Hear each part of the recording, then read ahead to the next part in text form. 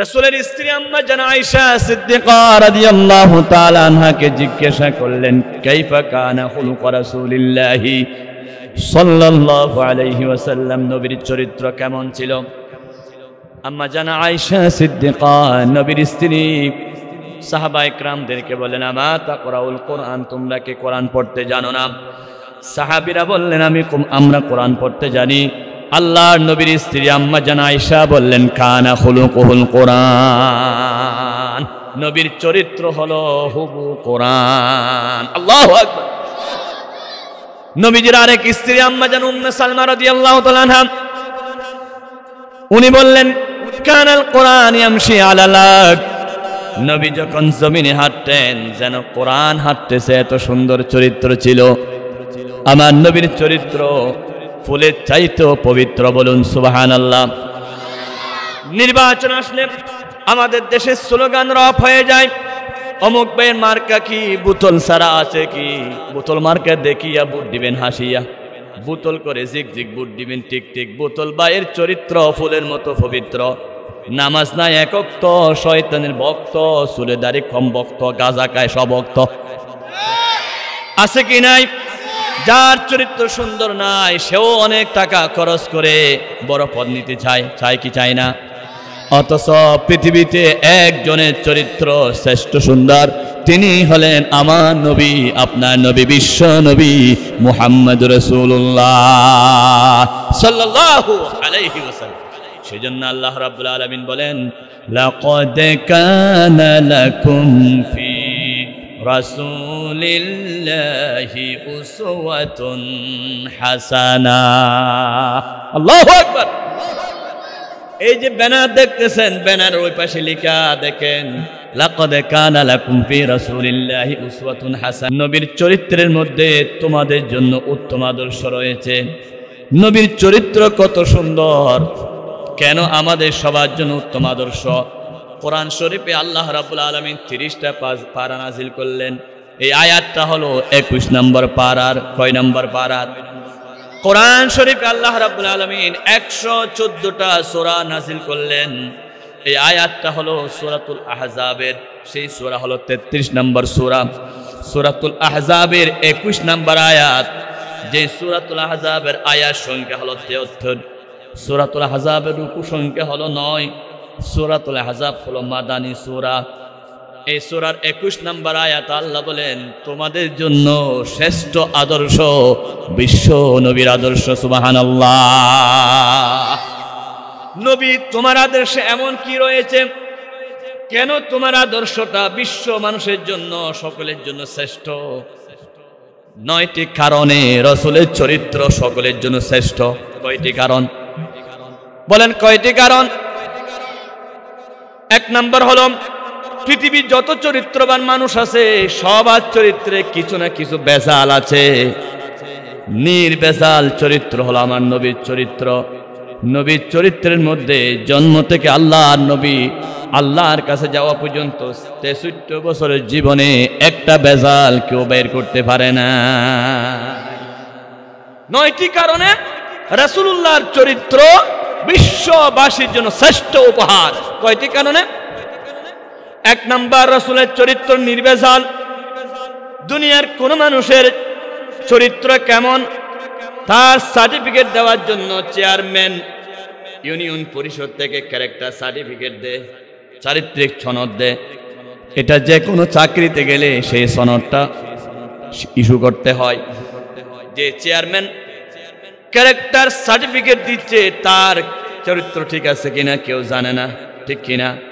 অনেক সময় দেখা যায় চেয়ারম্যানের ঘরের মধ্যে রাশিয়া ইউক্রেন যুদ্ধ বউয়ের সাথে আছে কি নাই, মেম্বারের সাথে যুদ্ধ চলে।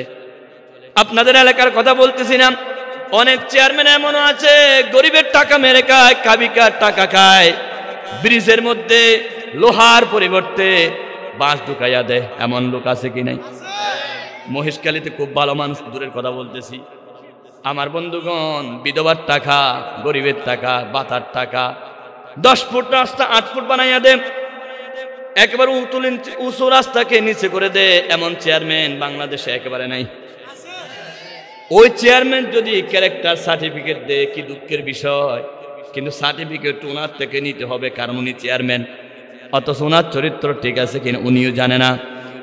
পৃথিবীতে আমার নবীর চরিত্রের সার্টিফিকেট কোনো চেয়ারম্যান থেকে নেয় নাই, আমার নবীর চরিত্রের সার্টিফিকেট স্বয়ং আমার আল্লাহ দিচ্ছে।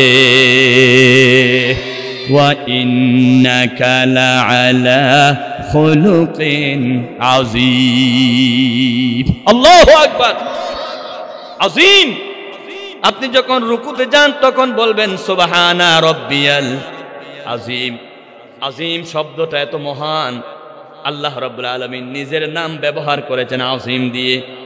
ফাসাব্বিহ বিসমি রাব্বিকাল আযীম।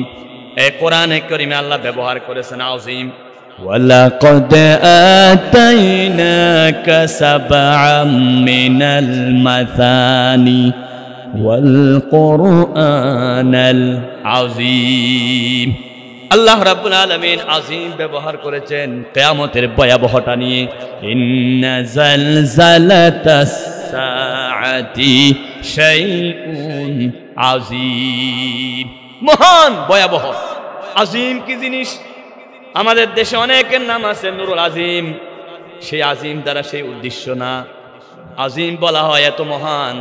এই যে প্যান্ডেল দেখতেছেন, এই প্যান্ডেলটা লম্বা কত মাফা যাবে, সেটাকে আরবিতে বলা হয় তবিল। প্যান্ডেলটা প্রস্থ কত মাফা যাবে সেটাকে আরবিতে বলা হয় আরিদ। গভীরতা কত মাফা যাবে সেটাকে বলা হয় আমিক। যার লম্বা কত পৃথিবীতে কোনো বিজ্ঞানী বলতে পারে না, যার প্রস্থ কত কেউ মাপতে পারে না, যার গভীরতা কত কেউ জানে না, তার নাম হলো আযীম। আমার চরিত্র, আমার নবীর চরিত্র এত মহান, নবীর চরিত্রর কুল কিনারা কেউ কোনোদিন ধরতে পারে নাই, এত মহান চরিত্র। চরিত্র হলো তিন প্রকার। এক প্রকারের চরিত্র হলো খুলুকে কারীম, আরেকটা হলো খুলুকে হাসান, আরেকটা হচ্ছে খুলুকে আযীম। খুলুকে হাসান হলো আপনি আমাকে একটা ঘুষি দিলেন, আমি আপনাকে একটা ঘুষি দিলাম, সমান সমান। আপনি আমাকে আঙ্গুল দেখালেন একটা, আমি একটা দেখালাম। কিন্তু আমাদের দেশের অভ্যাস হলো ক্লিয়ারলি হেড, এক দাফে গিয়ে আপনি আমাকে একটা দেখাবেন, আমি দুইটা দেখাবো। আপনি আমাকে দুইটা দেখাবেন, আমি মুটকি দেখাবো। আপনি মুটকি দেখাবেন, আমি পা সহ দেখাবো। আপনি হাত দিয়ে যুদ্ধ করবেন, আমি অস্ত্র ব্যবহার করব। এটা হচ্ছে আমাদের দেশের অভ্যাস। এটা কোনো চরিত্রে পড়ে না, এটা হলো সন্ত্রাসী, ঠিক কিনা? চরিত্র হলো বেশি জোরে আপনি আমাকে একটা সালাম দিয়েছেন, আমি সালামের জবাব দিলাম। আপনি আমাকে গালি দিলেন, আমি সালাম বরাবর দিলাম। এটা হলো একটা চরিত্র। কিন্তু সবচাইতে ভালো চরিত্র হলো আপনি আমাকে গালি দিলেন, আমি আপনাকে সালাম দিলাম। আপনি আমাকে মুটকি দেখালেন, আমি সালাম দিলাম। ওয়াইযা খাতাবাহুমুল জাহিলুনা ক্বালু সালামা। আমি আপনাকে ভালো ব্যবহার করে সালাম দিলাম। আরেকটা চরিত্র হলো আপনি আমাকে ঘুষি দিয়েছেন, আমি মাফ করে দিলাম।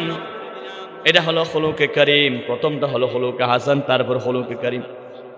আরেকটা চরিত্র হলো আপনি আমাকে ঘুষি দিলেন, আমি তো ঘুষি দিলাম না, মাফ করে দিলাম। শুধু তাই নয়, আপনি যে হাত দিয়ে ঘুষি দিলেন সে হাতের মধ্যে আরো মলম দিয়ে দিলাম, ফু দিয়ে দিলাম, আরো কিছু নাস্তা আপনাকে কিনে দিলাম। কয়টা খাস? তিনটা। আপনি ঘুষি দিলেন, আমি ঘুষি দিলাম না, মাফ করে দিলাম। আপনি ঘুষি দিলেন, আমি প্রতিশোধ নিলাম না। আপনি ঘুষি দিলেন, আপনি অপরাধী, আমি আপনাকে আরো কিছু হাদিয়ে দিলাম। দেখেন, পৃথিবীতে একজনের চরিত্র হলো খুলুক আযীম, তিনি হলেন আমার নবী। নবীজিকে কেউ আঘাত করলে রাসূল মাফ করে দিতেন, রাসূল প্রতিশোধ নিতেন না, আরো নবীজি তাকে কিছু হাদিয়া দিতে। সুবহানাল্লাহ। আমার নবীর কাছে একজন ইহুদি আসলো। ইহুদি এসে রাসূলুল্লাহর গলার মধ্যে রুমাল পেঁচাইয়া দিল টান। সাহাবায়ে কেরাম বসে চোখের পানি ফেলে দিলেন। সাহাবীরা বলে, আমাদের সামনে রাসূলকে এভাবে মারবা, নির্যাতন করবা, আমরা সহ্য করব না। কেন রাসূলকে টান দিলাম? নবীজি একটু পরে গলায় ফাঁস খেয়ে মারা যেতেন। ইহুদি বলতেছে, আমি ওনার থেকে টাকা পাই, আমার টাকা এখনো দিচ্ছে না কেন? পাওনা দেওয়ার সেজন্য আমি টানতেছি। রাসূল বলেন, তোমার টাকা দেওয়ার সময় তো আগামী সপ্তাহে, এখনো তো এক সপ্তাহ বাকি আছে, তুমি এক সপ্তাহ আগে কেন আসছো? সাথে সাথে ওমর দাঁড়িয়ে গেলেন। ওমর বলেন, গরম, বলে মার, ল, দর। আমাদের দেশে অনেকে বলে না, মেরে ফেল, ধরে ফেল, ফাঁসি দে, জেলখানায় ঢুকাইয়া দে, ক্ষমতার দাপট দেখায়া নিরীহ মানুষকে পর্যন্ত মামলা দিয়ে জেলখানায় ঢুকাইয়া দে। এটার নাম চরিত্র নাকি সন্ত্রাসী? আমার নবী তো সাথে সাথে মারার প্রতিশোধ নেওয়ার কোন লোক নয়, নবী নয়। ওমর যখন বললেন মার, রাসূলের গায়ে হাত দিয়েছিস কেন, বেয়াদবি করেছিস কেন? জানোস নবীজি আমাদের কলিজার চাইতে বেশি প্রিয়, রাসূল ছাড়া আমরা বাঁচি না, আমাদের সামনে রাসূলের উপরে নির্যাতন আমরা সহ্য করব না, আমরা নিজে জানের চাইতো আমার রাসূলকে বেশি ভালোবাসি। রাসূল আমার ভালোবাসা, রাসূল আমার আলোর আশা, রাসূল আমার প্রেম বিরহের মূল আলোচনা, রাসূল আমার কাজে কর্মে অনুপ্রেরণা। আমার রাসূলকে এত ভালোবাসি, আমরা রাসূল ছাড়া বাসি না, আমাদের সামনে রাসূলের গায়ে হাত তুলবা আমরা সহ্য করব না। হযরত ওমর রাদিয়াল্লাহু তাআলা আনহু নবীর ভালোবাসা দেখালেন, সাথে সাথে খুলুক আযীম শ্রেষ্ঠ চরিত্রবান নবী বলেন, ওমর সাবধান, সে আমার থেকে টাকা পায়, সেজন্য আমার উপর আক্রমণ করেছে, তার অধিকার। তুমি যদি আমাকে ভালোবাসো এখন টাকার ব্যবস্থা করে দাও। হযরত ওমর বললেন, হুজুর আমি 5 মিনিটের মধ্যে ব্যবস্থা করে দিলাম। আল্লাহর রাসূল বললেন, উনি আমার গায়ে হাত তুলেছেন, আমি মাফ করে দিলাম। 2 নাম্বার ওনার টাকাটা দিয়ে দিলাম। 3 নাম্বার আরো কিছু অগ্রিম হাদিয়া দেন। 20 টাকা 200 টাকা পাইতো, আমার রাসূল আরো 100 টাকা বকশিশ দিলেন। আল্লাহর হাবিব বলেছেন, তুমি আমাকে আক্রমণ করার কারণে আমি তোমাকে আরো বকশিশ দিলাম। সুবহানাল্লাহ বলেন। ইহুদি বললেন, আমি আপনার থেকে টাকা পাই, আগামী মাসে 10 তারিখ টাকা দেওয়ার কথা, আর 1 মাস বাকি। আমি তাওরাত কিতাবে পড়েছি, শ্রেষ্ঠ নবীর শ্রেষ্ঠ চরিত্র, তাকে আক্রমণ করলে প্রতিশোধ নিবে না, মাফ করে দিবে, আরো কিছু পুরস্কার দেবে। আমি কিতাবে যা পেয়েছি হুবহু আপনার মধ্যে আছে কিনা পরীক্ষা করার জন্য 1 মাস আগে আমি আপনার উপর জুলুম করেছি, গলায় রশি দিয়ে টান দিয়েছি, দেখেছি কিতাবে যা পেয়েছি, আপনি তো ক্ষমা করে দেন, প্রতিশোধ নিবেন না, আরো কিছু হাদিয়ে দিলেন। কিতাবে যা পেয়েছি হুবহু আপনার মধ্যে সেই চরিত্র আছে। আমি আর ইহুদি থাকবো না, আমাকে কালিমা পড়াই মুসলমান বানায়া দেন। আশহাদু আল্লা ইলাহা ইল্লাল্লাহু ওয়াহদাহু লা শারীকা লাহু ওয়া আশহাদু আন্না মুহাম্মাদান আবদুহু ওয়া রাসূলুহু। আল্লাহু আকবার! কি চরিত্র দেখেছেন! সেজন্য আল্লাহ রাব্বুল আলামিন বলেন, লাকাদ কানা লাকুম ফি রাসূলিল্লাহি উসওয়াতুন হাসানা। আমার নবীর চরিত্রের মধ্যে তোমাদের জন্য উত্তম আদর্শ রয়েছে। তোমরা যদি পৃথিবীতে শান্তি চাও, রাসূলুল্লাহর চরিত্র ছাড়া আর কোনো উপায় নাই। সুবহানাল্লাহ। মারের বদলে মার দিলে শান্তি হবে নাকি ক্ষমা করে দিলে শান্তি হবে? একটা ঘরে আগুন জ্বললো, আপনি সেখানে আরো আগুন লাগাইয়া দিলে আগুন নিভবে নাকি পানি দিতে হবে? নবীর চরিত্র হলো, যেখানে আগুন লেগেছে সেখানে পানি দাও, যে আগুনে পুড়ে গেলেও তাকে কিছু পুরস্কার দাও, খাবারের ব্যবস্থা করে দাও। গতকাল বাংলাদেশের ভয়ঙ্কর আগুন বাংলাদেশের ঢাকার মধ্যে ধরেছে, ঠিক কিনা? পত্র পত্রিকায় দেখেছেন, ফেসবুকে দেখেছেন, কয়েকটা ব্যবসায়ীর আগুনে অনেক দোকান পুড়ে গেল। আমরা প্রথমে দুঃখ প্রকাশ করি আগুনের জন্য, পুড়ে যাওয়ার জন্য, কিন্তু সাথে সাথে আরেকটা জিনিস জানাইয়া দিতে হবে, আল্লাহ রাব্বুল আলামিনের ওই বান্দাদের দোকানগুলো আগুনে পুড়ে যায়, আগুন ওই সমস্ত মানুষের কাছে যায় যারা ঠিকভাবে যাকাত দেয় না, গরিবের হক আদায় করে না। ঠিক কিনা বলেন?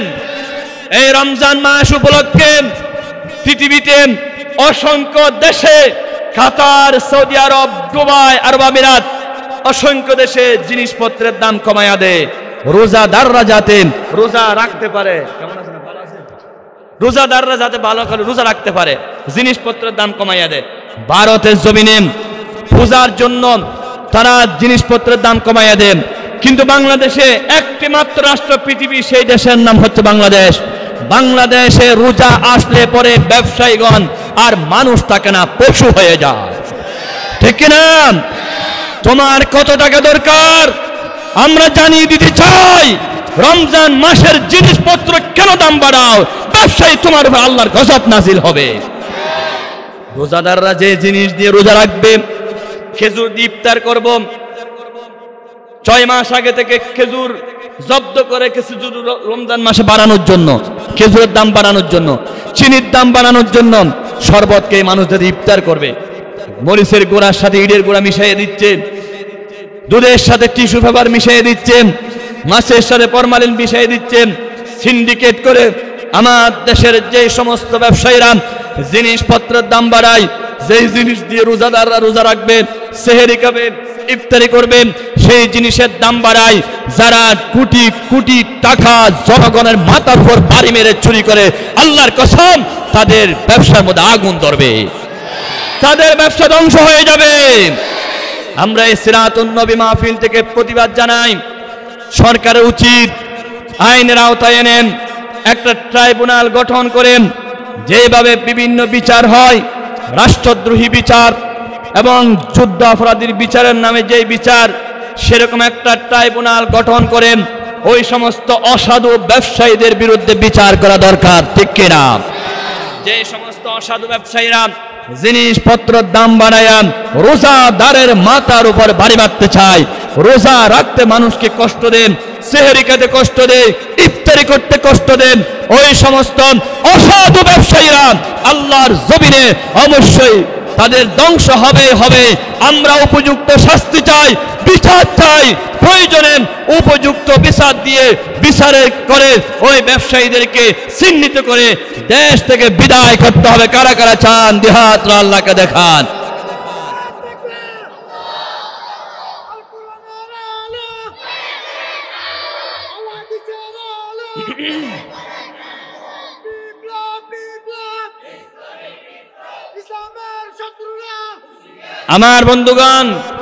আমার বন্ধুগণ, রাসূলের চরিত্রের মধ্যে আমাদের জন্য উত্তম আদর্শ রয়েছে 9টি কারণ। 1 নম্বর কারণ হলো রাসূলের চরিত্র সুন্দর। পৃথিবীতে আর কোনো চরিত্র এত সুন্দর নাই। তা আপনি সুন্দরটা গ্রহণ করবেন নাকি বেজালটা গ্রহণ করবেন? বলেন কোনটা গ্রহণ করবেন? 2 নম্বর কারণ, আল্লাহ রাসূলের চরিত্র একেবারে পরিষ্কার, কোনো গোপনীয়তা নাই। এই বাচ্চারা বুঝার জন্য বলতেছি, রাজনীতি মনে করবেন না। পৃথিবীতে সমস্ত জাতীয় পার্টির লোক যদি বুকে হাত দিয়ে লোকেরা বুকে হাত দিয়ে বলতে পারবে না এরশাদের চরিত্রে কোনো বেজাল নাই, জীবনে কোনোদিন মিথ্যা বলে নাই, বলতে পারবে নাকি? বিএনপির কোনো সদস্য বলতে পারবে না আমাদের জিয়াউর রহমান জীবনে কোনোদিন মিথ্যা বলে নাই? পারবে? 100% চরিত্র সুন্দর। আওয়ামী লীগের কোনো সদস্য বলতে পারবে না বঙ্গবন্ধু জীবনে কোনোদিন চরিত্র খেলাপ কিছু করে নাই, কেউ বলতে পারবে না। সবাই বলবে যার যার চরিত্র তার তার, কিন্তু বুকে হাত দিয়ে কর্মীরা বলতে পারবে না আমার নেতা জীবনে একটা মিথ্যা বলে নাই, আমার মেম্বার মিথ্যা বলে নাই, আমার চেয়ারম্যান মিথ্যা বলে নাই। একমাত্র আমি আর আপনি বুকে হাত দিয়ে বলতে পারবো আমার নবী জীবনে মিথ্যা বলে না। চরিত্রের গ্যারান্টি হচ্ছে বিশ্ব নবীর চরিত্র। আল্লাহর হাবিব বলেছেন, আমার স্ত্রীরা দিনের বেলায় যা দেখো, রাতের বেলায় যা দেখো, সব মানুষের কাছে খুলে খুলে বলে দাও, আল্লাহর রাসূলের কাছে গোপন কিছু নাই। আমাদের দেশের বড় বড় লিডাররা দিনে একরকম চরিত্র, রাতে আরেক রকম চরিত্র। দিনে বক্তব্য দেয় মানুষের কাছে এই হয়েছে সেই হয়েছে, রাত্রে কিন্তু বোতল খাইয়ে শুয়ে থাকে। আছে কি নাই? সব নেতা নয়, কিছু কিছু আবার উল্টা বুঝবেন না। কিন্তু আমি বুকে হাত দিয়ে বলতে পারবো, আমি যাকে নেতা মানি আমার নবী, বিশ্ব নবী, আমার নেতার চরিত্রের মধ্যে কোনো বেজাল নাই, গোপনীয়তা নাই, ঠিক কিনা? আমার নেতা, তোমার নেতা, বলেন বিশ্ব নবী রাসূলের চরিত্রের মধ্যে কোনো বেজাল, কোনো মিথ্যা, কোনো দুর্নীতি, কোনো অন্যায়। আল্লাহ নবী জীবনে কোনোদিন কোনো অন্যায় করে নাই। সেজন্য চরিত্র যদি মানতে হয় রাসূলের চরিত্র মানতে হবে। সুবহানাল্লাহ। 3 নাম্বার, আল্লাহ নবীর চরিত্রের মধ্যে কেন বিশ্ববাসীর জন্য আদর্শ রয়েছে? 3 নাম্বার চরিত্র হলো রাসূলের জীবনের মধ্যে কারো উপর জুলুম করে নাই, নিজের জীবনে কোনোদিন বউয়ের গায়ে হাত তোলে নাই, কর্মচারীর গায়ে হাত তুলে নাই, ছাত্রের গায়ে হাত তুলে নাই। আল্লাহ নবীর হাতটা জীবনে কোনোদিন অন্যায়ভাবে কারো উপর চলে নাই। আমরা যারা শিক্ষক আছি কত ছাত্রকে এমনি মেরে ফেলি, আছে কি নাই? আমরা যারা বিভিন্ন প্রতিষ্ঠানে পড়াই, বিভিন্ন ডাক্তারি করি, কত রোগীর উপর জুলুম করি টাকা বেশি নেওয়ার জন্য। একেবারে অপারেশনের দরকার নাই, সেই রোগীকে বলে অপারেশন করায় তো হবে না, হয় বাচ্চা হবে না, টাকার জন্য, আছে কি নাই? আমার বন্ধুগণ, সব সেক্টরে দুর্নীতি আছে।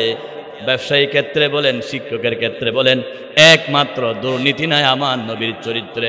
আল্লাহর হাবিব বলেছেন পৃথিবীতে সবচাইতে ভালো মানুষ যে তার স্ত্রীর কাছে ভালো। আমি রসুল আমার স্ত্রীর কাছে ভালো। আপনারা ঘরে গিয়ে জিজ্ঞাসা করেন, যত বড় বুজুর্গ হন না কেন আপনার স্ত্রী কিন্তু আপনাকে বুজুর্গ মানবে না। আপনার স্ত্রী বলবে আমি জানি আপনি কয় নম্বর বাটপার। এক বুজুর্গ বলতেছে আমি এখন বুজুর্গ হয়েছে, আকাশে উড়ি। স্ত্রীকে দেখাচ্ছেন, দেখো আমি আকাশে উঠতেছি। আকাশ থেকে নামার পরে স্ত্রী বলতেছে একটু আগে দেখলাম বাঁকা করে উঠতেছে, সেটা তুমি নাকি? কেন বাঁকা বলে?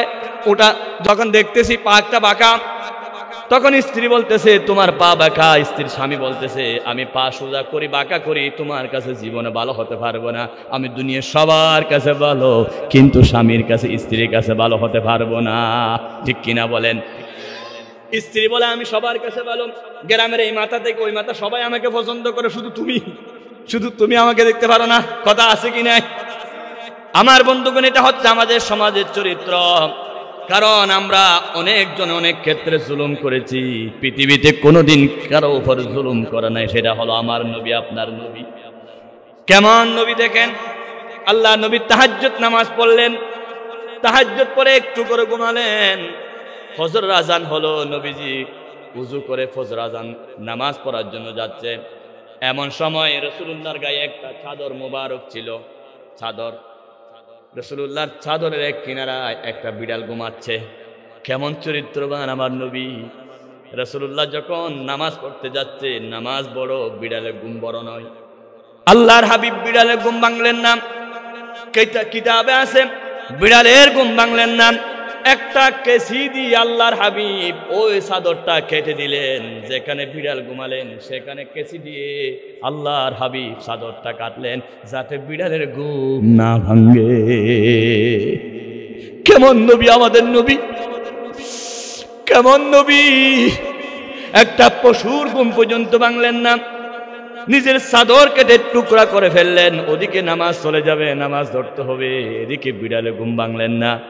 পৃথিবীতে আমি চ্যালেঞ্জ দিলাম, একজনের চরিত্র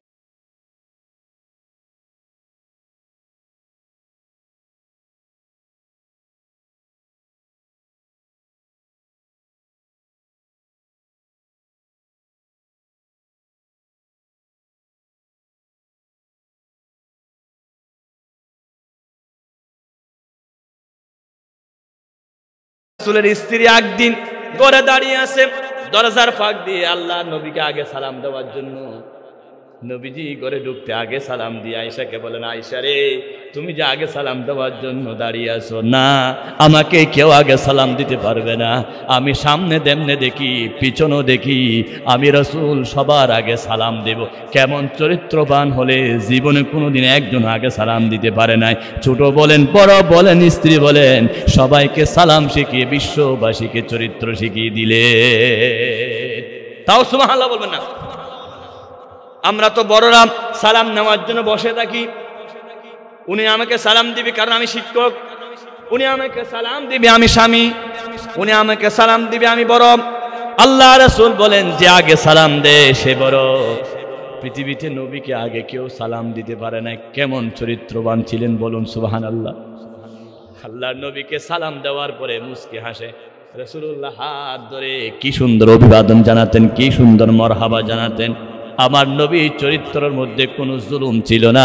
এই জন্য রাসূলের চরিত্রে বিশ্ববাসীর জন্য উত্তম আদর্শ রয়েছে। সুবহানাল্লাহ।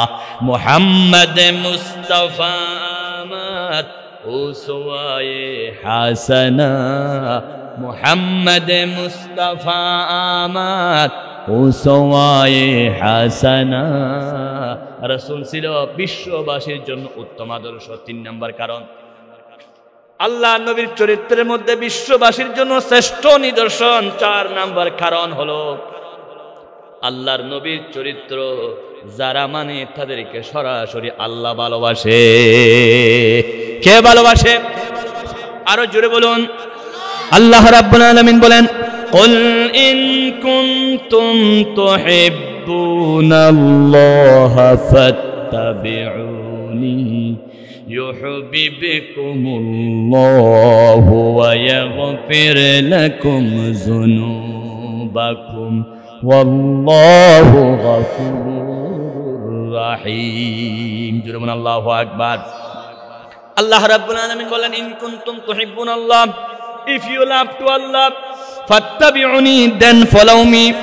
তোমরা যদি আল্লাহকে ভালোবাসো, আল্লাহকে পেতে চাও, রাসূলের চরিত্র অনুসরণ করো, রাসূলকে মানো, রাসূলের চরিত্র মতে তোমরা চলো, তাহলে আইয়ুহিব্বুকুমুল্লাহু, আল্লাহ তোমাদেরকে ভালোবাসবে। পৃথিবীর যত নেতা আছে, কোন নেতার কথা মানলে আল্লাহ ভালোবাসবে কেউ দেখাতে পারবেন না, আমি গ্যারান্টি দিলাম। অমুক নেতার কথা মানলে আল্লাহ ভালোবাসবে এ কথা কেউ বলতে পারবে না। বেশি জুড়ে এ কথা বলতে পারবেন, অমুক নেতার কথা বললে পরে তোমাকে আমি একটা পদ দেব, মেম্বার বানাবো, চেয়ারম্যান বানাবো। সেজন্য আমার দেশের লোকেরা পদের কারণে 1 ঘন্টা যদি বক্তব্য দেয়, 1 ঘন্টার মধ্যে প্রায় 40 মিনিট শুধু নেতার প্রশংসা করে, ঠিক কিনা? 1000 বছরের অমুক, কোটি বছরের অমুক, লক্ষ বছরের অমুক, যে পরিমাণ নেতার প্রশংসা করে সেই পরিমাণ যদি আল্লাহর প্রশংসা করত, মানুষ জগৎ বিখ্যাত ওলি হয়ে যেত, ঠিক কিনা? আল্লাহর নাম নিতে চাই না। চমৎকার একটা কথা শুনেন, ভালো করে শুনুন। আজকে হচ্ছে মার্চ মাসের কয় তারিখ? আরো আসতে বলেন। গত মাস গেল ফেব্রুয়ারি মাস, আমার দেশের ভাষা দিবস 21শে ফেব্রুয়ারি। আমি কি ভুলিতে পারি সে 21শে ফেব্রুয়ারি? এটা হচ্ছে বেজাল, কারণ বাংলা ভাষার দিবস পালিত হলো ইংরেজি তারিখে, এটাও একটা নকল। যাক, সেদিকে বলবো না, সেটা উচিত ছিল 8ই ফাল্গুন। কিন্তু আমার দেশের এক বুদ্ধিজীবী, ভালো করে শুনুন, 21শে ফেব্রুয়ারি এই দিনকে উপলক্ষ করে টিভিতে একটা টক শো করলেন, মিটিং করলেন। তিনি আবার প্রতিবাদ করতে লাগলেন, হায় রে হায়, দেশটা হলো বাংলাদেশ, কথা বলি বাংলায়, কিন্তু মানুষ মুসলমানরা আরবিতে কেন উত্তর দেন? কেউ জিজ্ঞাসা করলে বলে কেমন আছো, কি বলতে হবে? আলহামদুলিল্লাহ। সেই বুদ্ধিজীবী বাংলাদেশের টিভি চ্যানেলের পর্দায় বসে বলতেছে, মানুষ কেন আলহামদুলিল্লাহ বলবে? আলহামদুলিল্লাহ বলা উচিত নয়, সে বলবে ভালো আছি, বাংলায় বলতে হবে, এখানে আরবি কেন আসলো? 2 নাম্বার, তিনি বলতেছেন আপনি কোথায় যাবেন? ঢাকা যাব ইনশাআল্লাহ। এখানে ইনশাআল্লাহর কাজ কি? ওই নাস্তিকের বাচ্চা বলতেছেন পরীক্ষা ভালো রেজাল্ট করলেন, মাশাআল্লাহ, এখানে মাশাআল্লাহর কাজ কি? 21শে ফেব্রুয়ারি ভাষা দিবস পালন করতেছে, নকল তারিখ, 8ই ফাল্গুন পালন না করে 21শে ফেব্রুয়ারি, এটা নকল, ইংরেজি তারিখে পালন করে, সে বুঝে না। কিন্তু বেয়াদবের বাচ্চা বেয়াদব, নাস্তিকের বাচ্চা নাস্তিক, সে বলতেছে আরবিতে কেন হবে আলহামদুলিল্লাহ, মাশাআল্লাহ, জাযাকাল্লাহ, কেন আরবিতে উত্তর হবে? আমি তা মানি না। আজকে থেকে 21শে ফেব্রুয়ারি ভাষা দিবস উপলক্ষে আমি প্রতিবাদ জানাই, মুসলমানরা আরবি বাদ দিয়ে কথায় কথায় বাংলা বলতে হবে। সবাই বলুন নাউজুবিল্লাহ।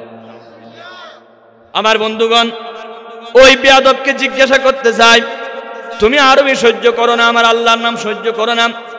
আলহামদুলিল্লাহ আমরা আরবিতে বলতেছি আমার আল্লাহর নাম, জাযাকাল্লাহ আল্লাহর নাম, ইনশাআল্লাহ আল্লাহর নাম, মাশাআল্লাহ আল্লাহর নাম, এটার মধ্যে তোমার আপত্তি। কিন্তু তুমি যখন কোর্টে যাও, বিচারকের সামনে যাও, তখন তো বিচারক বলো না, হাকিম বলো, সেটা তো আরবিতে বলো। তুমি তো উকিল বলো, সেটা তো আরবিতে বলো। তুমি তো কলম বলো, সেটা তো আরবিতে বললা, সেখানে তোমার আপত্তি নাই। তুমি যখন চেয়ারে বসছো, সেটা ইংরেজি বললা, আপত্তি নাই।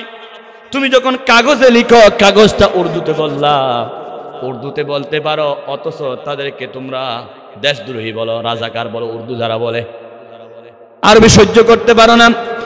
আমার ভাষার মধ্যে আরবি আছে, ইংরেজি আছে, ফার্সি আছে, নামাজ ফার্সি, রোজা ফার্সি, শবে বরাত ফার্সি, শবে কদর ফার্সি।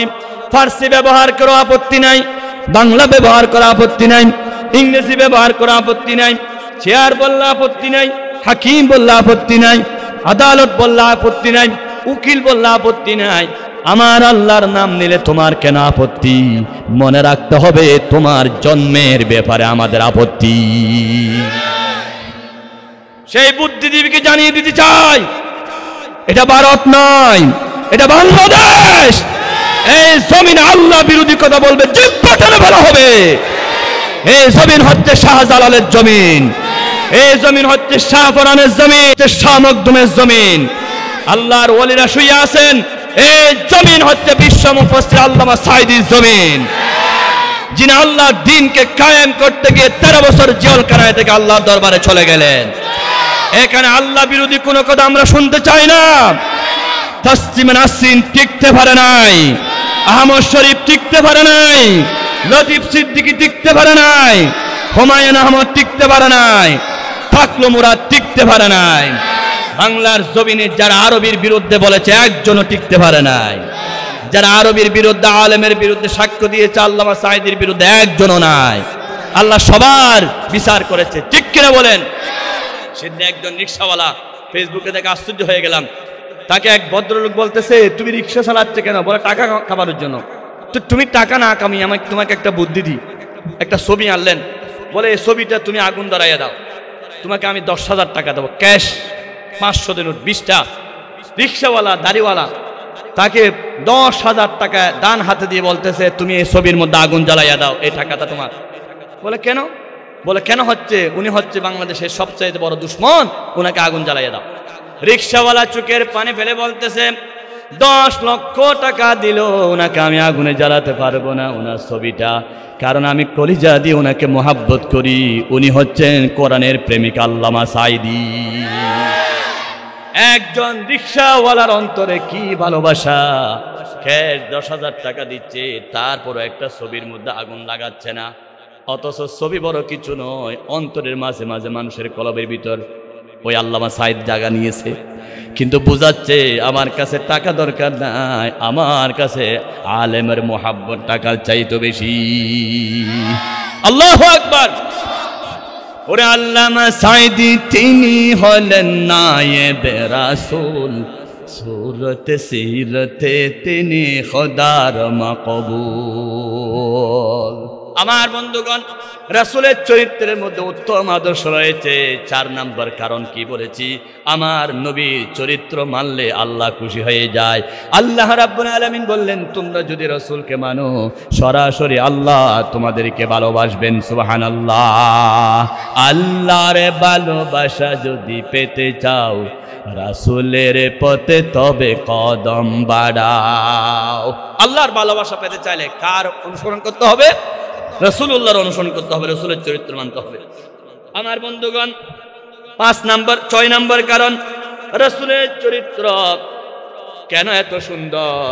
আমার নবীর চরিত্রে সবার বিষয়ে কথা আছে, কোনো এক বিষয়কে আল্লাহর নবী বাদ দেয় নাই। রাসূলের চরিত্রে রয়েছে শিশুদের চরিত্র, রাসূলের চরিত্র রয়েছে যুবকদের চরিত্র, রাসূলের চরিত্র রয়েছে স্বামীর আদর্শ, রাসূলের চরিত্র রয়েছে স্ত্রীর আদর্শ, রাসূলের চরিত্র রয়েছে ব্যবসায়ীদের আদর্শ। নাই যে বিভাগে আমার রাসূলের চরিত্র নাই, বলুন সুবহানাল্লাহ। আমার নবীর চরিত্র প্রত্যেক বিভাগে দেখেন। রাসূলুল্লাহ যখন বাচ্চা ছিল সেই সময় রাসূলের চরিত্র, বাচ্চাদের জন্য রাসূল আদর্শ দেখেন। আল্লাহ নবী যখন আম্মা জান আমেনার গর্ভ থেকে দুনিয়া আসলেন, আম্মা জান আমেনা রাদিয়াল্লাহু তাআলা আনহা বলেন, রাসূল দুনিয়ায় আসার সাথে সাথে সর্বপ্রথম সিজদায় পড়ে গেল। আম্মা জান আমেনা বলেন, আমি কান লাগায় শুনলাম আল্লাহর হাবিব সেই সিজদার মধ্যে আল্লাহ জিকির করতেছে, আল্লাহু আকবার কাবীরা, সুবহানাল্লাহি বুকরাতান ওয়া আসীলা। ও বাচ্চারা, শিশু নবী সিজদায় চলে গেল, বাচ্চারা তোমরাও সিজদা দিও, নামাজ পড়িও। রাসূল বলেছেন, বাচ্চা যখন 7 বছর তখন নামাজের হুকুম দিবা, বাচ্চা যখন 10 বছর নামাজের জন্য পীড়া দিবা, মার দিবা। আমার বন্ধুগণ, আল্লাহর নবী আর একটু বড় হলেন। রাসূলুল্লাহর দুধ খাওয়ানোর জন্য রাসূলুল্লাহকে নিয়ে যাচ্ছেন আম্মা জান দুদুমা হালিমাতু সাদিয়া রাদিয়াল্লাহু তাআলা আনহা। হালিমা বলেন, আমার একটা দুধের বাচ্চা ছিল, আমি যখন দুধের বাচ্চা নেওয়ার জন্য আসলাম, আসার সময় আমার গাধাটা দুর্বল ছিল, আমি খুব গরিব মানুষ ছিলাম। যার গাধা বেশি মজবুত ছিল সে আগে ভাগে গিয়ে ধনীদের ছেলেকে নিয়ে গেলেন। আমি যেতে যেতে দেরি হলো, ধনীর ছেলে পেলাম না, একটা গরিব শিশু মোহাম্মদ পেলাম, যার বাবা নাই, এতিম সন্তান। এমন নবী আমি যখন আমার সেই দুধু বাচ্চাকে কোলে নিলাম, সাথে সাথে আমার বুকের দুধ বেড়ে গেল। আল্লাহর রাসূলকে কোলে নিয়ে যখন গাদায় উঠলাম, আমার দুর্বল গাধাটা সবার চাইতে সবল হয়ে গেল। আমি হালিমা যখন আল্লাহর রাসূলকে নিয়ে আমার ঘরে নিলাম, আমার ঘরে ফুট ফুট করে এত উজ্জ্বল হয়ে গেল, কোনো লাইট লাগে না, সারাগ লাগে না, রাসূলের নূরানি চেহারা দিয়ে আমার ঘরটা আলোকিত হয়ে গেল। আমার নবী কত সুন্দর ছিল, আমি আজীবন বর্ণনা দিয়েও শেষ করতে পারবো না। রাসূলের চেহারা যে কত সুন্দর ছিল। আম্মা জান হালিমা বলেন, রাসূল আবার ঘরে থাকা অবস্থায় একদিনও চেরাগ লাগে নাই, রাসূলের নূরানি চেহারা দিয়ে আমার ঘরটা আলোকিত হয়ে গেল। সুবহানাল্লাহ বলেন।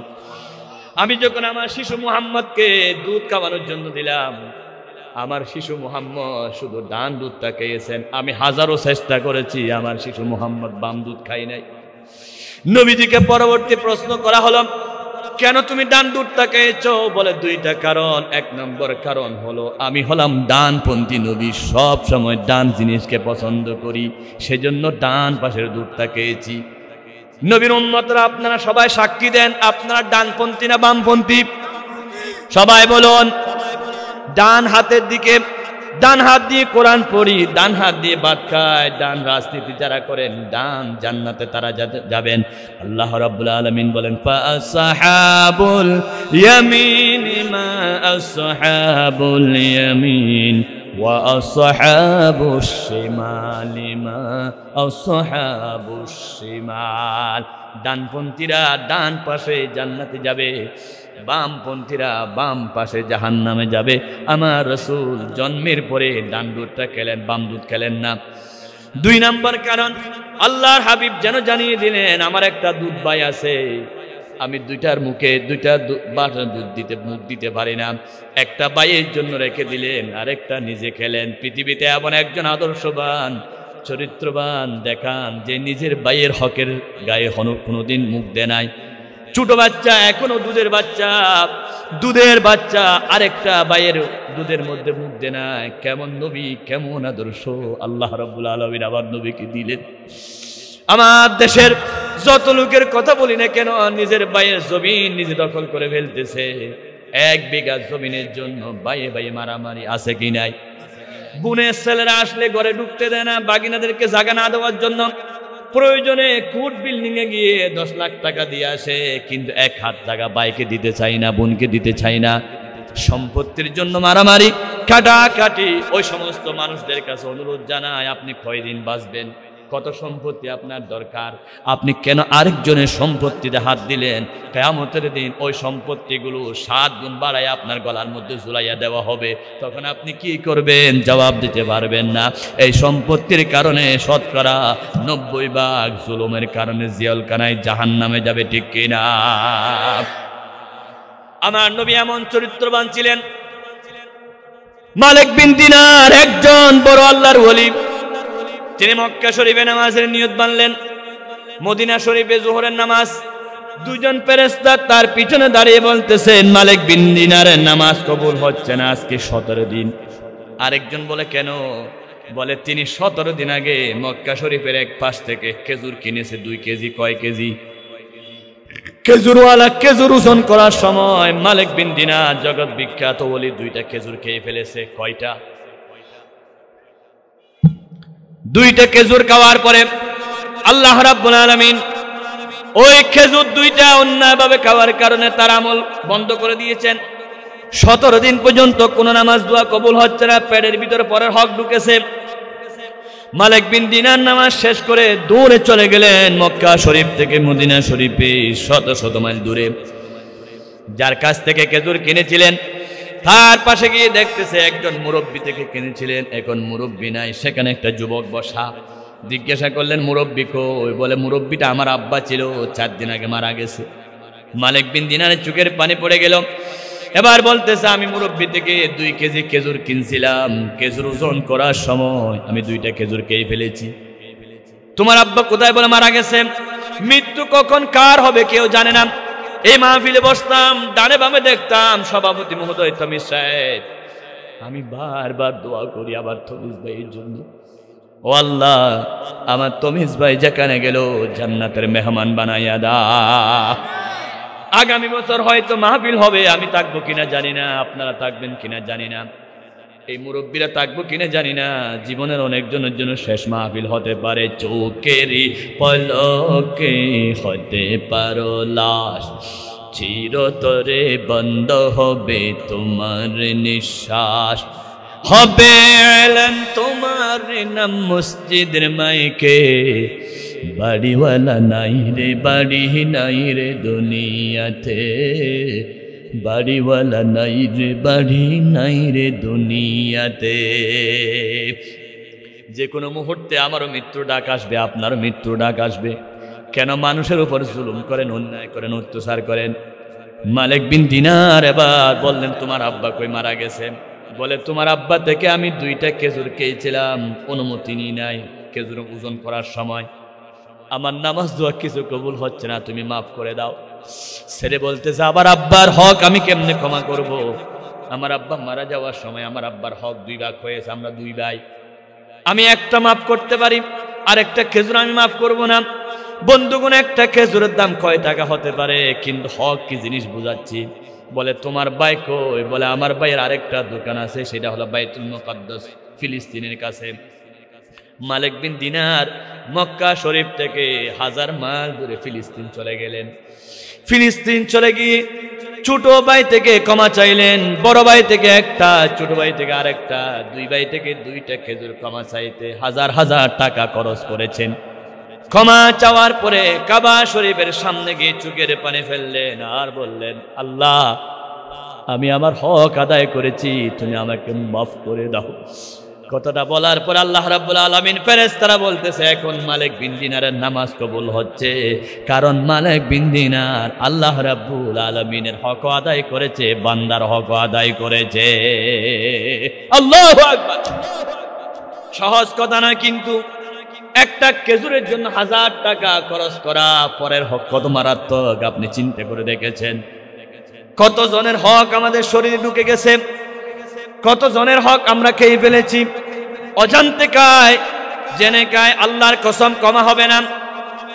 বন্ধুগণ ভালো করে শুনুন, আল্লাহ রাব্বুল আলামিন জীবনে ক্ষমা করবে না 2টা গুনাহ, একটা হলো শিরিক গুনাহ, আরেকটা হলো পরের হকের গুনাহ। আল্লাহর নবীর পেটের মধ্যে জীবনে কোনোদিন পরের হক ঢুকে নাই।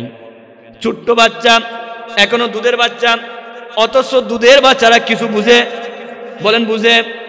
আল্লাহ রাব্বুল আলামিন বলেছেন কোরআনুল কারীম পারা নম্বর 26 পৃষ্ঠা নম্বর 2 সূরার নাম আহকাফ আয়াত নম্বর 15 লাইন নম্বর 11 রুকু নম্বর 2। আল্লাহ রাব্বুল আলামিন বলেন তুমি যখন দুধের বাচ্চা থাকো তখন তোমার আম্মা তোমাকে কি কষ্ট করে দুধ পান করাইছে, তুমি জীবনে কোনোদিন মায়ের সাথে বেয়াদবি করবে না। ওয়া ওয়াসাইনাল ইনসানা বিওয়ালিদাইহি ইহসানা হামালাতুহু উম্মুহু কুরহান ওয়া ওয়াদাআতুহু কুরহা ওয়া হামলুহু ওয়া ফিসালুহু 30 শাহরা। আল্লাহু আকবার। আল্লাহ রাব্বুল আলামিন বললেন দুনিয়ার মানুষ উপদেশ দিচ্ছি জীবনে কোনোদিন মা বাবার সাথে বেয়াদবি করবে না, বিশেষ করে তোমার মা। দীর্ঘ 10 মাস তোমাকে পেটে রেখেছে তোমার মা। একটা 2 কেজি ওয়ালা ইট যদি তোমার পায়ে বেঁধে দে তুমি 2 দিনও হাঁটতে পারবে না, মাত্র 2 কেজি। অথচ 6 কেজি 7 কেজি ওয়ালা একটা বাচ্চাকে পেটে নিয়ে তোমার মা কিভাবে নড়াচড়া করে একটু চিন্তা করে দেখো। 10টি মাস এই মায়ের শান্তি নাই, 10টি মাস মা কষ্ট করেছেন তোমাকে পেটে নিয়ে। যেদিন দুনিয়া আসবে তুমি তো তোমার আম্মার কলিজা গিলা বের করে ফেলেছিলা, রক্তাক্ত বানাইয়া দিয়েছিলা। এমনও মা আছে সন্তানকে দুনিয়া দেখা দেখে দুনিয়া থেকে মৃত্যুবরণ করেছে, আছে কি নাই? গত 3 মাস আগে আমার একটা আত্মীয় চট্টগ্রাম পারভিউ হাসপাতালে সন্তান ডেলিভারি করার সময় চিৎকার মেরে মেরে দুনিয়া থেকে বিদায় হয়ে গেছে। বারবার মনে পড়ে মায়েদের কত কষ্ট। 3 নাম্বার কষ্ট হলো দুধের কষ্ট। বুকের তাজা দুধ দিয়ে মা সন্তানকে বড় করে। আল্লাহ বলেন, রাসূল বলেন, তুমি যদি বুকের চামড়া দিয়ে জুতা সেলাইয়া দাও, মায়ের এক দুধ তুমি পরিমাণ পরিশোধ করতে পারবে না। মায়ের রেখে দারে দুধের দাম, কাটিয়া গায়ের চাম, পাপোশ বানাইলে ঋণের বোঝা সুদ হবে না মা। এমন দরদি বাবে কেউ হবে না আমার মা। গত 3 দিন আগে শবে বরাত গেল, আমার হাতে কোরআন শরীফ। আমি শবে বরাতের দিন প্রথম ওয়াজ করেছি আমার মসজিদে। আজকে আপনাদের কারো শবে বরাত কবুল হবে না। যাদের মা বেঁচে আছেন আগে মায়ের কাছে যান, মায়ের পা ধরে ক্ষমা চান। মা যদি রাজি না থাকে, বাপ যদি রাজি না থাকে, শবে বরাত কবুল হবে না। হুজুর মা বাপ তো নাই, আন্দোলন মোবাইল করো, মাকে বলো মা তুমি একটু দোয়া করে দাও, মাফ করে দাও। কাবা শরীফের ইমামও যদি কাবা শরীফে কান্দে, মা যদি রাজি না থাকে, দোয়া কবুল হবে না। আমার বন্ধুগণ, গত 3 মাস আগে আল্লাহর ঘর থেকে আসছি, মক্কা মদিনা থেকে। একটা ঘটনা আমার বারবার মনে পড়ে। বাংলাদেশের একজন হাজী চোখের পানি ফেলে বলতেছে, হুজুর আমি 9 বছর বিদেশ আসছি, 9 বছরে 8 বার হজ করেছি, উমরা করেছি। সেদিন জানতে পারলাম স্বপ্নের মাধ্যমে আমার হজ কবুল হয় নাই। মক্কা শরীফের একজন বড় হুজুর থেকে জিজ্ঞাসা করলাম কেন? তিনি বললেন, তোমার মা বাবা আছে নাকি? বলে আছে। যোগাযোগ আছে? নাই। কেন? আমি বিয়ে করার সময় আমার শ্বশুর বাড়ি আমাকে ভিসা দিয়েছে যৌতুক টাকা দিয়ে, শ্বশুরের টাকা দিয়ে বিদেশ আসছি। আমার স্ত্রী নিষেধ করেছেন, তোমার মা বাবা তোমাকে বিদেশ যাওয়ার সময় 1 টাকা দেয় নাই, তাদের সাথে যোগাযোগ করবে না। আমি বেগমের কথা ধরে, স্ত্রীর কথা ধরে 8 বছর আমি মায়ের সাথে যোগাযোগ করি নাই। যেহেতু ভিসার টাকা দিয়েছে শ্বশুর আব্বা, পাসপোর্ট দিয়েছে শ্বশুর আব্বা, শুধু শ্বশুর আব্বার সাথে যোগাযোগ করেছি, স্ত্রী মায়ের সাথে যোগাযোগ করি নাই। 9টি বছর আমি মায়ের সাথে যোগাযোগ না করার কারণে 8 বছর হজ করেছি, একটা হজও নাকি আমার কবুল হয় নাই। এখন আমি আর মক্কা শরীফে থাকতে পারবো না। এমন একটা মারাত্মক রোগ হয়েছে, ডাক্তাররা পরীক্ষা করে দেখতেছে ক্যান্সার। ওই ক্যান্সার রোগ যখন হলো, এবার স্ত্রীর কাছে ফোন করতেছে, তোমার আব্বা ভিসার টাকা দিয়ে বিদেশ পাঠাইছে, আমি এখন ক্যান্সার মনে হয় টিকতে পারবো না, চলে আসবো। স্ত্রী বলতেছে আসার সময় কিছু খাঁটি স্বর্ণ নিয়ে আসবা, স্বর্ণের বার। শাশুড়ি বলতেছে আমার জন্য বোরকা নিয়ে আসবা। শ্বশুর বলতেছে আমার জন্য বড় বড় লাইট নিয়ে আসবা, টিপবাতি। হঠাৎ মাকে একটা টেলিফোন করলো, মা চোখের পানি ফেলে বলে, 9 বছর পরে জাদু, কেমনে খবর নিলি? মায়ের কথা বলার পরে সন্তানের চোখের পানি, মায়ের চোখের পানি। মা বলতেছে আব্বু তুমি সুখে থাকো, কখন আসবা বলো? বলে মা আমি 1 মাস পরে আসবো, তোমার জন্য কিছু আনতে হবে নি। মা বলতেছে বাবা কিছু লাগবে না। 9 বছর পরে একবার মা ডাকে, কলিজা ঠান্ডা হয়ে গেছে। আল্লাহর পরে নবী আমার, তারে পরে মা জননী, মাঝে আমার নয়নের মনি। আপন বলে যারে জানো সে তো আপন না, আপন আমার মা জননী, অন্য কেহ না। আমি শবে বরাতের দিন মসজিদে বলেছি, যাদের মা বাবা আছে আগে মা বাবার কাছে যাও। মসজিদে আগে আসার দরকার নাই, আগে মা বাপ রাজি করো, না থাকলে টেলিফোন করো। মা বাপ নাই কবরস্থানে যাও, কারণ সন্তান কবরস্থানে গেলে মা বলে খুশি হয়। মুজাদ্দিদ আল-ফাসানের জীবনীতে পেয়েছি, তিনি কবরস্থানে গেলে মা এত খুশি হতেন। তিনি যখন সূরা পড়তেন মা খুশি হয়ে যেত, লক্ষ লক্ষ ফেরেশতা তার কবরে রহমত নাজিল করত। সুবহানাল্লাহ। মাকে একদিন স্বপ্ন দেখলেন, মা চোখের পানি ফেলে বলতেছে আব্বু তুমি আমার কবরে আসলে সারাক্ষণ কোরআন শরীফ পড়ো, 5টা মিনিট কোরআন শরীফ না পড়ে দাঁড়িয়ে থাকিও। সন্তান বলে কেন মা? মা বলতেছে তুমি যখন আমার কবরে দাঁড়াও কোরআন শরীফ শুরু করে দাও, রহমতের ফেরেশতা নাজিল হয়। তুমি কোরআন শরীফটা বন্ধ করলে ফেরেশতারা চলে যায়। 5টা মিনিট কিছু না পড়ে দাঁড়িয়েও এত বেশি ফেরেশতা দাঁড়িয়ে থাকে আমি তোমাকে দেখি না। তুমি যদি 5 মিনিট কোরআন পড়ে দাঁড়াও, না পড়ে দাঁড়াও, ফেরেশতা চলে যাবে। আমি মা মোহাব্বতের নজরে তোমার চেহারার দিকে একটু দেখতে চাই। কি নিঃস্বার্থ ভালোবাসা, মায়ের ভালোবাসা। পৃথিবীতে কোনো কিছু দিয়ে পরিমাণ করতে পারবেন না। আমার নবীর শ্রেষ্ঠ আদর্শ হলো জীবনে মায়ের মনে আঘাত দিও না। আল্লাহর নবী মায়ের পেটে থাকা অবস্থায় 10 মাস পেটে ছিলেন, একদিনের জন্য মাকে লাথি দেয় না, কষ্ট দেয় না। কেমন নবী আল্লাহ আমাদেরকে দিলেন, মায়ের পেটে পর্যন্ত কষ্ট দিল না।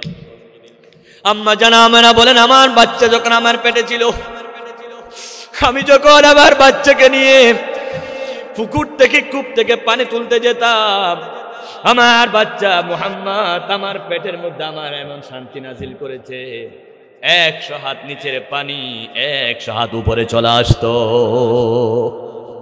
আল্লাহ রাসূল যেন পেটের ভিতরে ঘোষণা দিলেন, আমার মা 100 হাত নিচে গিয়ে পানি আনতে কষ্ট হবে, সেজন্য নবীজির উসিলায় আল্লাহ রাব্বুল আলামিন মায়ের কষ্ট দূর করে দিতেন। অন্যান্য মহিলারা আমাকে ধরে রাখতো, একটু দাঁড়াও আমরা পানি নিই, তুমি যদি চলে যাও পানি আবার নিচে চলে যাবে। কেমন নবী আল্লাহ আমাদেরকে দিলেন, যেই নবী পেটে থাকা অবস্থায় পর্যন্ত মারে কষ্ট দিল না, যেই নবী উম্মতদেরকে বারবার ওসিয়ত করেছে মাকে কষ্ট দিও না।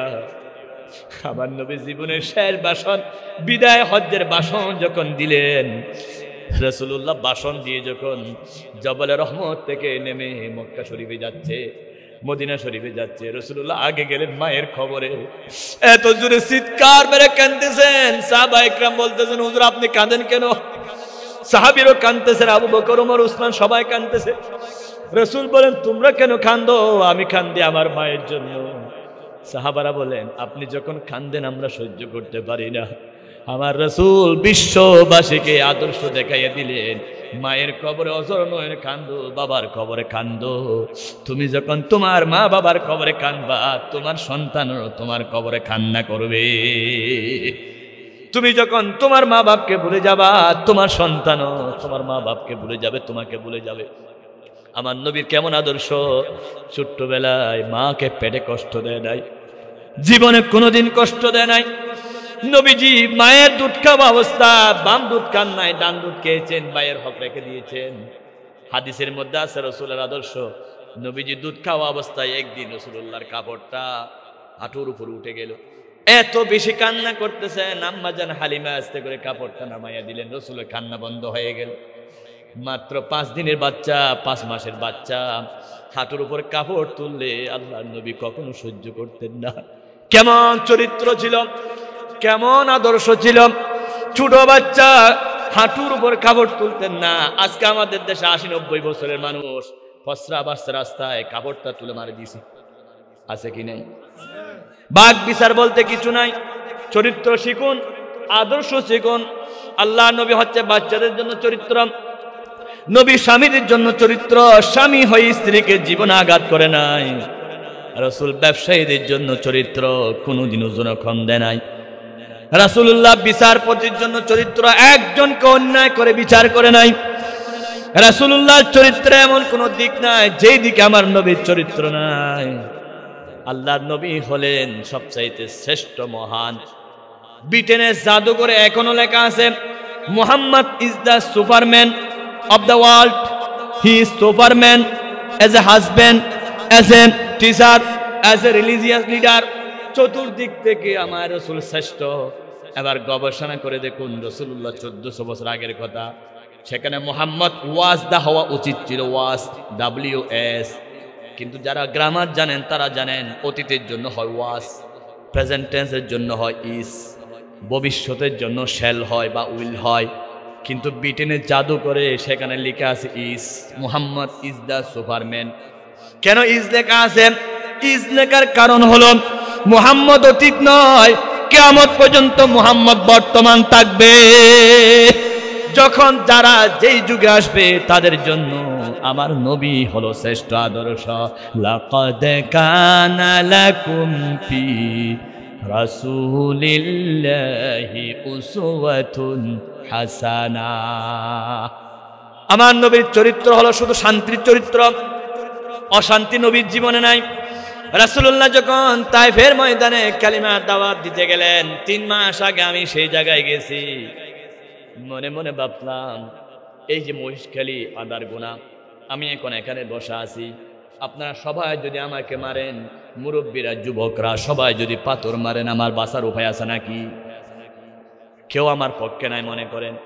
দয়াল নবী, রহমতের নবী যখন মক্কা শরীফ থেকে কালিমার দাওয়াত দিতে তাইফে গেলেন, তাইফের একজন মুরব্বী যুবক, কেউ রাসূলের পক্ষে ছিল না, সবাই আবার নবীর দিকে পাথর মারতেছে। আল্লাহর নবী শরীরের মধ্যে পাথর পড়ল, রাসূলুল্লাহ শরীর রক্তাক্ত হয়ে গেলেন। পাথরের আঘাতে আমার নবী জমিনে দপ করে পড়ে গেলেন। রাসূলের সাথে একজন সাহাবী ছিলেন হযরত যায়েদ রাদিয়াল্লাহু তাআলা। তিনি মনে করলেন আল্লাহ রাসূল আর বাঁচবে না, কি করা যায়। চোখের পানি ফেলে হযরত নয়নে কাঁদতেছেন, মাথার মধ্যে পানি ঢাললেন। কিছুক্ষণ পর আমার নবী সুস্থ হয়ে গেল।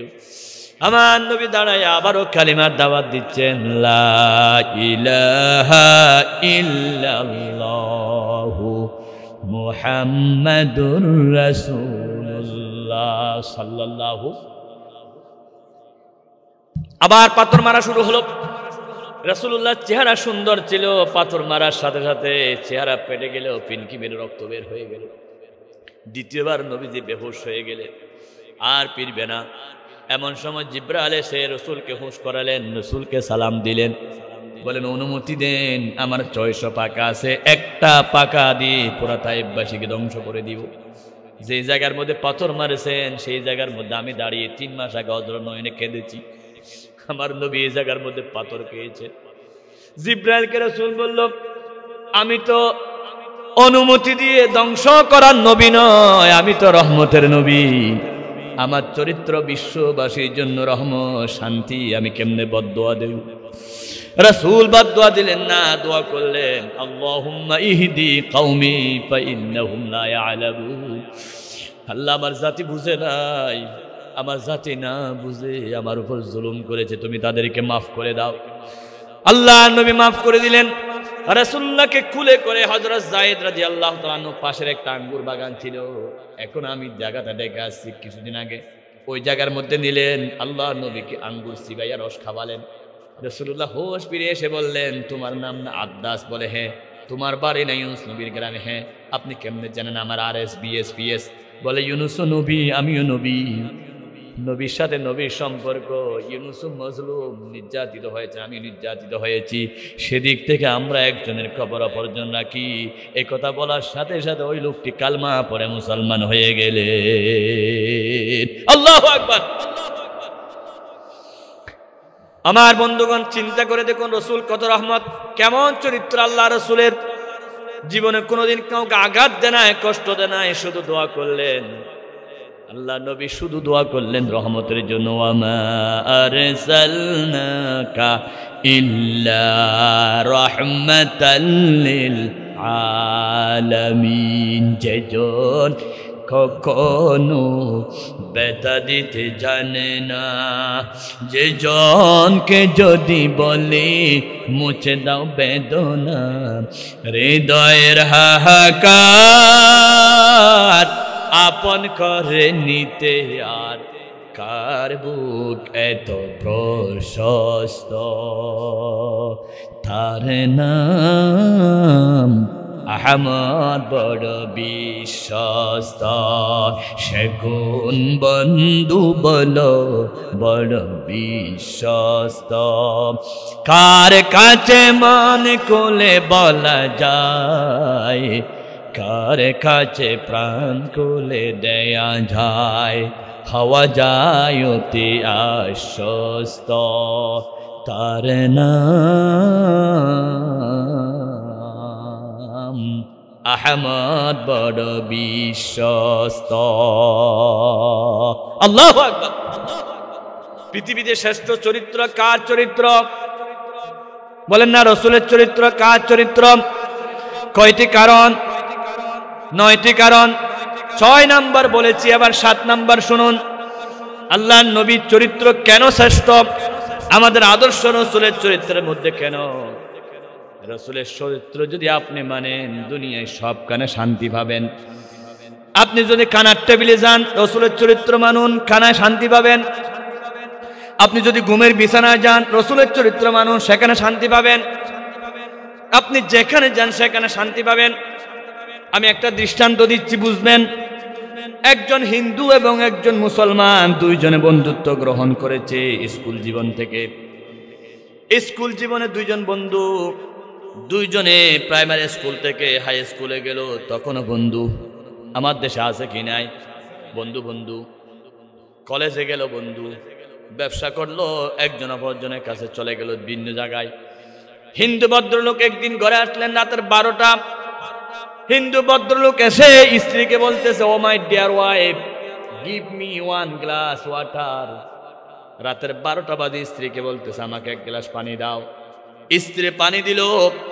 স্ত্রী পানি দেওয়ার পরে এবার স্ত্রী বলতেছে, লাইটটা দাও, আমি একটু পানিতে কি আছে দেখি। স্ত্রী বিরক্ত হয়ে গেল, এত রাত্রে পানি চাইলা, পানি দিলাম, আমার লাইট দিতে পারবো না। একথা বলার পরে স্বামী উঠে নিজে লাইট দিলেন। লাইট দেওয়ার পরে পানির দিকে চোখ দেওয়ার পরে বলতেছে, লা ইলাহা ইল্লাল্লাহু মুহাম্মাদুর রাসূলুল্লাহ সাল্লাল্লাহু। একথা বলার সাথে সাথে স্ত্রী বলতেছে, হয় কি হলো? পানি দিতে বললাম, পানি দিলাম। লাইট দিতে বলে লাইট দিলাম না। এখানে কালিমা পড়ার কি আছে? তুমি হিন্দু মানুষ, আমিও হিন্দু, কেন কলমা পড়ে ফেললাম? সাথে সাথে হিন্দু ভদ্রলোক বলতেছে, আমার একটা মুসলমান বন্ধু আছে, আমার বন্ধুর একটা নবী আছে, তার নাম হলো মোহাম্মদ, প্রফেট মোহাম্মদ সাল্লাল্লাহু আলাইহি ওয়াসাল্লাম। আমার বন্ধুর নবী বলেছে 6টা সুন্নত পানি পান করার সময়। একটা হলো বসে পান করা, আরেকটা হলো ডান হাতে পান করা, বিসমিল্লাহ বলে পানি না পান করা, 3 ডুব করে পান করা, দেখে পান করা কোনো ময়লা আছে কিনা, খাওয়ার পরে আলহামদুলিল্লাহ বলা। এই 6টি সুন্নত পালন করলে পানি বিষ হবে না, রহমত হবে। নবীর একটা সুন্নত মানার জন্য আমি লাইট দিয়ে যখন পানিতে দেখলাম, দেখো পানিতে একটা বিষাক্ত বিচ্ছু। রাসূলের সুন্নত যদি না মানতাম, মানে যদি পানি পান করে ফেলতাম, এখন হয়তো পানিতে পেটে গেলে আমি মারা যেতাম, তুমি বিধবা হয়ে যেতাম। যেই নবীর একটা সুন্নত মেনে পানি পান করার পরে আমার জীবন লাভ পেয়েছি, সেই নবীর উপর কলমা না পড়ে আমার কোনো উপায় নাই। সেজন্য আমি পানি দেখে আমার নবীর উপর কলমা পড়েছি, লা ইলাহা মুহাম্মাদুর রাসূলুল্লাহ সাল্লাল্লাহু। নবী মোরে পরশে মনি, নবী মোরে সোনার খনি, নবী নাম জপে যে জন সেই তো দুজাহানের ধনী, নবী মোরে পরশে মনি। আল্লাহু আকবার। 8 নাম্বার, রাসূলের চরিত্রের মধ্যে কেন শ্রেষ্ঠত্ব রয়েছে, সবার আদর্শ রয়েছে। 8 নাম্বার হলো, আপনি যদি নবীর চরিত্র মানেন তাহলে দেখতে পাবেন এই দুনিয়া থেকে যাওয়ার সাথে সাথে আপনার কোনো নেতা যাবে না, আপনার কোনো আত্মীয় স্বজন কবরে যাবে না। দুনিয়া থেকে যাওয়ার সাথে সাথে কবরস্থানে দেখা হবে আমার নবীর সাথে। কার সাথে? বলুন কার সাথে? আপনি যদি রাসূলের চরিত্র মানেন, দেখার সাথে সাথে রাসূল আপনাকে জড়িয়ে ধরে বলবে, আমার চরিত্রের জন্য তুমি জীবন দিয়েছ। তাহলে আল্লাহ নবী আপনাকে বুকে জড়িয়ে ধরবে যদি চরিত্র ঠিক থাকে। ঠিক কিনা? মনে করেন নির্বাচন আগামী মাসে, হুজুরও প্রার্থী হয়েছে, আমিও প্রার্থী হয়েছি। হুজুরের মার্কা বোতল, আমার মার্কা গ্লাস। চিন্তা করে দেখুন, আপনি সারাদিন হুজুরের পক্ষে মিছিল করলেন, কারণ উনি মহেশখালীর মানুষ। আমি বাহির থেকে গজ জামাই আসছি চকরিয়ার মতো, আমার পক্ষে কেউ নাই। এরকম হয় কিনা? কিন্তু আমার কাছে টাকা আছে, মাঝে মধ্যে টুকটাক মাহফিল করি, কিছু টাকা হয়। সেজন্য আপনারা বলতেছেন দিনের বেলা ওনার পক্ষে মিছিল করলেন। বুতুল ভাইয়ের চরিত্র ফুলের মতো পবিত্র, আর কিছু বললাম না যেহেতু হুজুর। সন্ধ্যাবেলা এসে আমাকে বলতেছে আপনি চা খাবান। আমি বললাম আপনি আমার কাছে চা খাইতে আসছেন, সারাদিন মিছিল করেছেন বোতলের পক্ষে। কিসের পক্ষে? বোতলের পক্ষে। লোক গ্লাস মার্কার কাছে আসে চা দিবে, বলেন না একটু আপনি কোন পক্ষের লোক? বোতল মার্কার মানুষ, মহেশখালীর মানুষ। আমি তো বারাটিয়া বাহির থেকে আসছি, সেই জন্য আমার পক্ষে করেন নাই। কিন্তু আমার কাছে টাকা আছে মনে করে 500 টাকার নোট নেওয়ার জন্য এখানে চলে আসলেন। আপনি মনে করতেছেন গরু বিক্রি হয় 30,000, ছাগল বিক্রি হয় 5,000, কিন্তু মানুষ বিক্রি হয় 500। আমি এখন 500 টাকা দিয়ে বিক্রি হয়ে যাব। সবাই বলুন, বোতল মার্কার লোক সারাদিন মিছিল করার পরে গ্লাস মার্কার কাছে টাকা পাবে, চা পাবে, নাস্তা পাবে, মাঝে মধ্যে একটু দিলে বোনাস দিতে পারে, কিন্তু সবসময় দেব না। সারাদিন আপনি রাসূলের বিরুদ্ধে করেছেন, রাসূলের বিরুদ্ধে মিছিল করেছেন, রাসূলের বিরুদ্ধে মিটিং করেছেন, রাসূলের বিরুদ্ধে জনসভা করেছেন, রাসূলের বিরুদ্ধে ভোট দিয়েছেন, রাসূলের বিরুদ্ধে নেতার পক্ষে আপনি ছিলেন। কবরে যদি রাসূলকে বলেন আমাকে সুপারিশ করুন, আল্লাহ রাসূল আপনার গালে মুটকি দিবে। আপনার পুরাটা জীবন গেল বোতলের পক্ষে, আপনার পুরাটা জীবন গেল সমাজতন্ত্রের পক্ষে, আপনার পুরাটা জীবন গেল রাজতন্ত্রের পক্ষে, আপনার পুরাটা গেল বামপন্থীর পক্ষে, মদদির পক্ষে, জুয়াটির পক্ষে, জানাকারের পক্ষে। যার চরিত্র ঠিক নাই তার বিরুদ্ধে, তার পক্ষে যে আপনি সবকিছু করেছেন। আল্লাহর কোরআন হাতে ধরে বলতেছি, আপনি যাকে ভোট দিয়েছেন সে যতবার জানা করতেছে, যত রাস্তার টাকা চুরি করতেছে, যত ব্রিজের টাকা চুরি করতেছে, সব গুনার ভাগ আপনাকে নিতে হবে। আপনি যদি তাকে চেয়ারম্যান না বানাতেন সে চুরি করতে পারতো না। কিয়ামতের দিন আপনার আমলনামা যখন আল্লাহ খুলে দিবেন, আপনি দেখবেন 5000 বার জানা। আপনি আল্লাহর কসম আমি জানা করি নাই। ফেরেশতারা লিখছে কেন? ফেরেশতা দিকে ও তো জানা করে নাই। বলে ও যে যাকে ভোট দিয়েছিল সে অন্যায় করেছে, অন্যের ভাগ তাকে নিতে হবে, যেহেতু সে সমর্থন করেছে, ঠিক কিনা? আমার বন্ধুগণ, আমি মুশকিলাতে নির্বাচন করবো না, ভয় পাবেন না। আমি মেম্বার, চেয়ারম্যান, এমপি কিছু দাঁড়াবো না। আমি জোর করে সরকারকে নামাইতে চাই না, কিন্তু কোরআন শরীফের কথা বলতেছি। আপনি আজীবন রসুলের বিরুদ্ধে বললেন, আল্লাহ রসুলের সুন্নাত দাড়িটা আপনি রাখলেন না, আপনি দাড়ি ছাড়া কবরে গেলেন, রসুলের সাথে দেখা হয়ে গেল, রসুল দিবে মুখ কি? তোর মুখে দাড়ি কই? দিবে কিনা? দাড়ি এমন একটা গুনাহ, আপনি নামাজ পড়া অবস্থায় গুনাহ লিখতে থাকবে, তার নাম হলো দাড়ি। কারণ দাড়ি শেভ করেছেন, রোজা রেখেছেন, সবের কাজ, কিন্তু আপনার আমলনামে গুনাহ লিখা হচ্ছে, কারণ আপনি শেভ করেছেন। আপনি যত ভালো কাজ করেছেন আপনি গুনাহর সাথে জড়িত, দাড়িতে শেভ করেছেন। বন্ধুরে, রাস্তায় মারা যেতে পারেন, গাড়িতে মারা যেতে পারেন, মারা যাওয়ার সাথে সাথে আপনি কি মুসলমান হিন্দু পরিচয় নেই, দাড়িটা নাই, আপনার কাপড়টা তুলে দেখতে হবে। কি লজ্জার বিষয়! যদি রাসূলুল্লাহর একটা সুন্নাত দাড়ি রাখেন তাহলে আপনার কত ইজ্জত। মৃত্যুর পরে আপনাকে আল্লাহ উলঙ্গ করে দেখতে হবে না, কবরে যাওয়ার সাথে সাথে আমার রাসূলের দেখা হবে। আমার রাসূল কলিজা দিয়ে আপনাকে বুকের সাথে জড়িয়ে ধরে বলবে, আজীবন আমার পক্ষে মিছিল করেছিলা, আমার পক্ষে মিটিং করেছিলা, আমার পক্ষে জনসভা করিলা, যেখানে রাসূল বলেছে সেখানে স্লোগান দিয়েছ, আজকে রাসূল আমি তোমার কবরের জন্য নাজাতের উসিলা হয়ে যাব। ত্রিভুবনের প্রিয় মুহাম্মদ এলো রে দুনিয়ায়, আইরে সাগর আকাশে বাতাসে দেখবি যদি আইরে সাগর।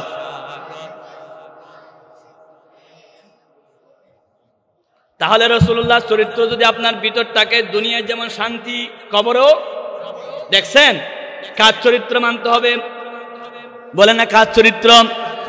আপনি যে নেতার চরিত্র মানতেছেন সেই নেতা কিন্তু কবরে পাবেন না, আপনি যে নেতার কথা বলতেছেন সেই নেতা হাসরে হবে না, ঠিক কিনা?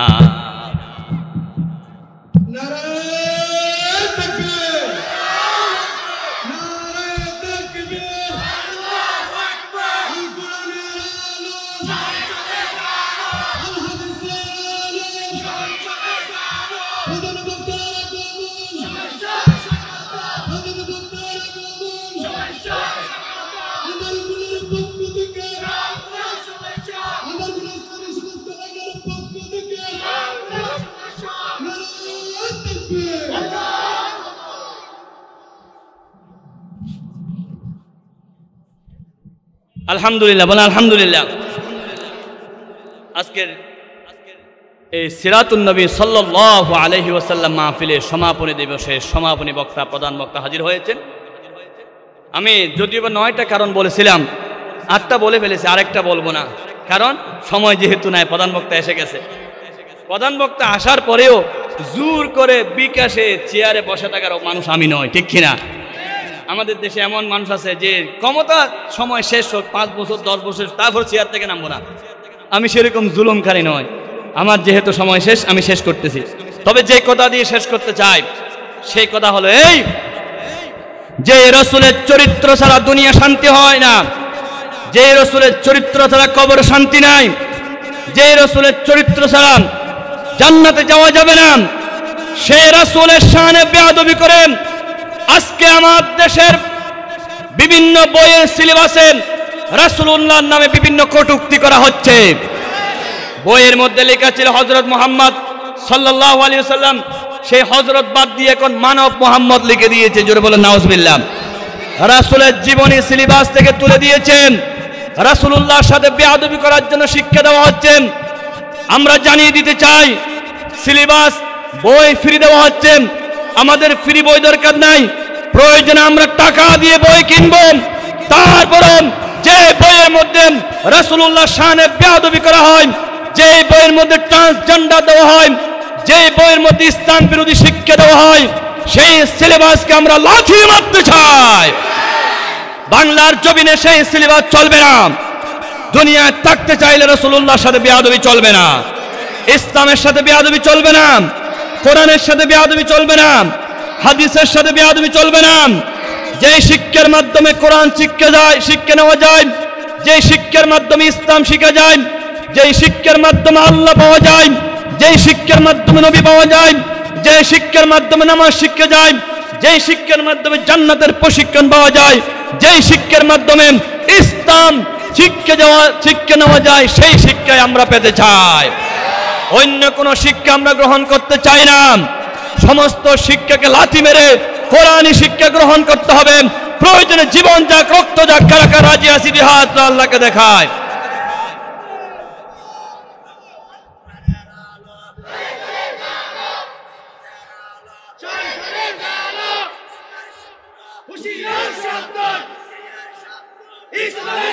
আশুক না যত বাঁধা, যত জড়ে সাইক্লোন, রাসূলের পথে মোরা চলবই চলবই। বলুন, আশুক না যত বাঁধা, যত জড়ে সাইক্লোন, রাসূলের পথে মোরা চলবই চলবই চলবই। এ জীবন বাজি রেখে দিনের নিশান মোরা বাংলার আকাশে উড়াবো। মোরা কামানের মুখোমুখি দাঁড়িয়ে আল্লাহু আকবার বলবো।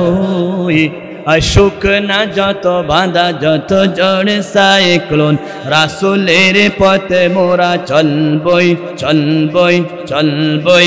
এ জীবন বাজি রেখে দিনের নিশান মোরা বাংলার আকাশে উড়াবই।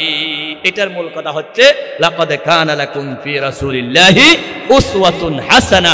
আজকে আমরা আলোচনার বিষয় এবং ব্যানারে লিখে দিয়েছেন, এটাই রাসূলুল্লাহর চরিত্র ছাড়া, রাসূলের পথ ছাড়া জান্নাতে যাওয়ার কোনো পথ নাই। সর্বশেষ 9 নম্বর আদর্শ হচ্ছে, 9 নম্বর কারণ হচ্ছে রাসূলের পথে হচ্ছে জান্নাতের পথ, রাসূলের অনুসরণে হচ্ছে জান্নাতের পথ। নবীর কথা মানবে যারা হবে জান্নাতি, না মানে আবু জেহেল হইল দুজুকি। ঠিক না?